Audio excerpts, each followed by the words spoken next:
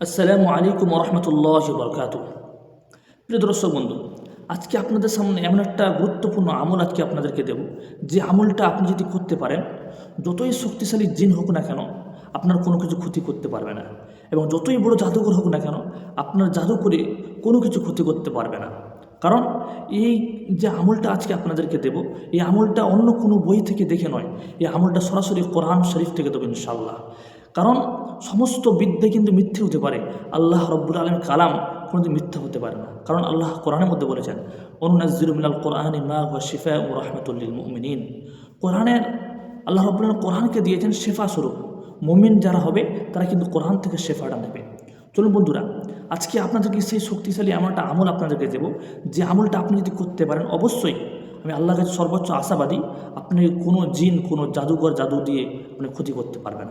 তো চলুন আমলটা আপনাদের শিখে দিচ্ছি, আপনারা মনোযোগ সহকারে ভিডিওটা দেখুন। 5 ওয়াক্ত নামাজ জামাতের সঙ্গে পড়বেন। জামাতের সঙ্গে না পেলে যেখানে থাকেন না কেন ওইখানে কিন্তু 5 ওয়াক্ত নামাজটা আদায় করবেন। দ্বিতীয় কথা, পাক সাপ আপনি সর্বদাই থাকবেন।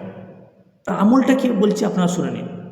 আমলটা কি, আপনারা কি করবেন, 5 ওয়াক্ত নামাজ পড়ার পর 4 কুল পড়বেন। 4 কুল কেমনভাবে পড়বেন? সর্বপ্রথম পড়বেন আয়াতুল কুরসি। আমরা প্রত্যেকেই কম বেশি জানি আয়াতুল কুরসি, আল্লাহু লা ইলাহা ইল্লা হুয়াল হাইয়ুল কাইয়্যুম। এই আয়াতুল কুরসিটা আমরা 7 বার পড়ব।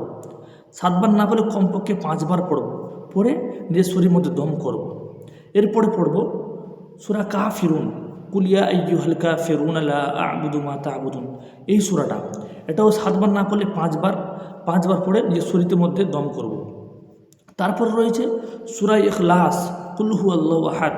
এটাও কিন্তু 3 বার না হলে 5 বার না হলে 7 বার, যে কোনো একটা সংখ্যা বেছে নিয়ে আপনি পড়বেন, পড়ে শরীরের মধ্যে দম করবেন।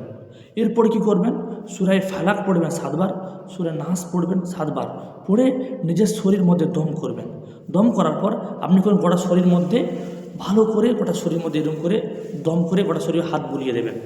ইনশাল্লাহ আপনি যদি আমলটা করতে পারেন, আমি আল্লাহর কাছে সর্বোচ্চ আশাবাদী যে আপনাকে কোনো রকম জিন আপনার কোনো ক্ষতি করতে পারবে না, এবং যতই বড় জাদুঘর হোক না কেন আপনার কোনো জাদু তার ক্ষতি করতে পারবে না।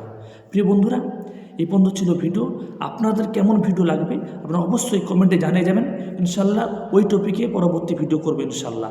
এবং আপনারা যদি এই চ্যানেলে নতুন সদস্য হয়ে থাকেন, অবশ্যই এই চ্যানেলটি এক্ষুনি সাবস্ক্রাইব করে আমাদের সঙ্গে থাকুন।